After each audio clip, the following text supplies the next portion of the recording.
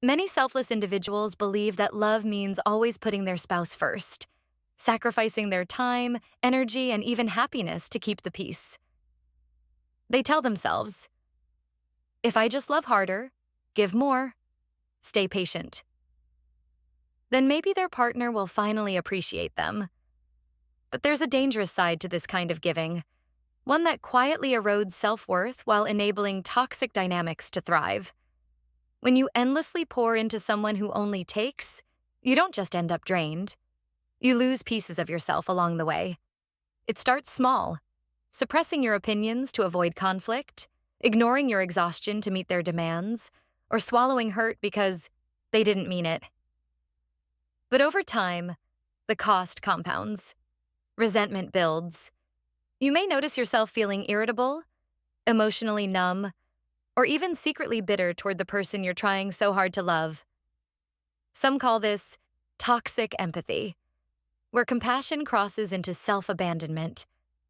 Others label it people-pleasing, but the core issue is the same. You've conditioned yourself to believe your worth depends on how much you endure. And the heartbreaking truth? The more you give without boundaries, the more some people will take. Not because they're evil, but because they've learned they can. This isn't love. It's a slow fade of self-erasure. And if you don't intervene, you risk waking up one day as a stranger in your own life, wondering when your needs became so invisible, even to you. In relationships with narcissistic partners, selfless givers often find themselves trapped in a cycle of emotional depletion. These toxic individuals don't simply accept love and care. They systematically manipulate it to serve their own needs while offering little in return. The exploitation begins with calculated charm and seemingly innocent requests, but gradually escalates into an oppressive dynamic where your generosity becomes expected, demanded, and ultimately weaponized against you. These partners employ psychological tactics designed to keep you off balance. They alternate between affection and coldness, creating an addictive push-pull dynamic that makes you work harder for their approval. When you express hurt or frustration, they twist the narrative, portraying themselves as the victim and you as the unreasonable one. Over time, they condition you to believe that love means constant sacrifice while simultaneously convincing you that your needs are burdensome or excessive. The most damaging aspect is how this dynamic distorts your self-perception. You start questioning your own worth, believing you must earn basic decency through ever-increasing acts of service. Meanwhile, your partner's sense of entitlement grows. They expect you to manage their emotions, anticipate their needs, and absorb their mistreatment, all while being told you're too sensitive for wanting reciprocity. This isn't love. It's emotional exploitation. A healthy partner cherishes your kindness while actively working to match your effort. A toxic partner sees your selflessness as an opportunity to take while giving the bare minimum. The painful truth? The more you give without boundaries, the less they respect you, because narcissists admire strength, not submission. Recognizing these patterns is the first step toward reclaiming your power and rebuilding relationships based on mutual care rather than one-sided sacrifice. That simmering frustration you keep pushing down, the quiet anger that surfaces when you're once again picking up their laundry, making excuses for their forgetfulness, or swallowing your disappointment, isn't just normal marital friction. It's your psyche sounding an alarm bell. Resentment in a relationship functions like pain receptors in the body. It's an important signal that something is wrong and needs attention. When you consistently give more than you receive, when your efforts go unnoticed while their slightest gesture gets celebrated, when you find yourself keeping mental scorecards of all the ways you've been overlooked, these aren't signs of you being petty or holding grudges. They're the inevitable emotional consequences of an unbalanced relationship where your fundamental needs for reciprocity and appreciation are being neglected. This bitterness grows slowly but powerfully, like tree roots cracking concrete, until one day you realize the person you resent most isn't your partner for taking, but yourself for allowing it. The exhaustion isn't just from the acts of service themselves, but from the emotional labor of pretending it doesn't hurt, of smiling through the disappointment, of continually rationalizing why it's okay that you're always the one adjusting your expectations. If left unaddressed, this resentment doesn't just poison your marriage, it erodes your self-worth, making it harder to believe you deserve better treatment. The tragedy is that many people dismiss these feelings until it's too late, until they've either exploded in destructive anger or completely shut down emotionally. Neither outcome leads to the loving connection you originally hoped for when you chose this partnership. Recognizing resentment as the important warning signal it is, rather than something to be ashamed of or suppress, could be what saves both your marriage and your sense of self. Breaking free from the cycle of self-sacrifice begins with a fundamental shift in perspective, recognizing that loving your partner doesn't require abandoning yourself. The healthiest relationships aren't built on martyrdom, but on mutual care where both people's needs matter equally.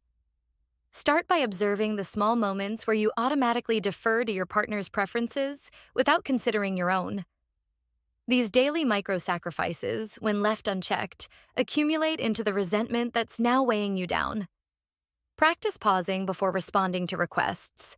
That brief space between their ask and your answer is where your boundaries begin to form. When you start saying no to things that drain you, you'll likely experience waves of guilt at first, that familiar inner voice insisting you're being selfish. Recognize this guilt for what it is. Not a truth, but a conditioned response from years of putting others first. Expressing your needs clearly and directly might feel uncomfortable initially, especially if you're accustomed to hinting or hoping your partner will just know. Frame them as invitations to improve your connection rather than accusations, but stand firm in their importance. Notice how your partner responds when you begin setting these boundaries. Do they adjust with care, or do they resist and make you feel unreasonable? Their reaction will tell you everything about whether this relationship can become truly reciprocal. Most importantly, stop compensating for their lack of effort. Don't rush in to fix problems they create. Don't make excuses for their neglect. Don't work harder to earn basic consideration. This isn't about keeping score, but about creating space for them to step up. As you practice holding these boundaries, you'll rediscover parts of yourself that got buried under all that giving. Your preferences, your energy, your right to take up space in your own life.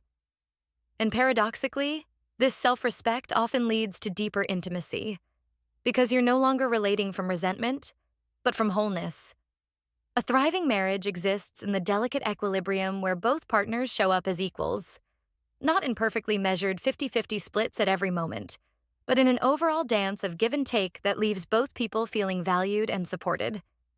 This balance isn't about transactional scorekeeping, but about cultivating a fundamental attitude of mutual regard where both individuals actively look for opportunities to nurture each other.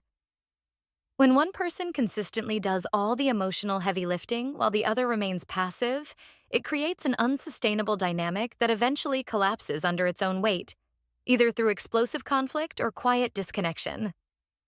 Pay attention to how your partner responds when you begin establishing healthier boundaries.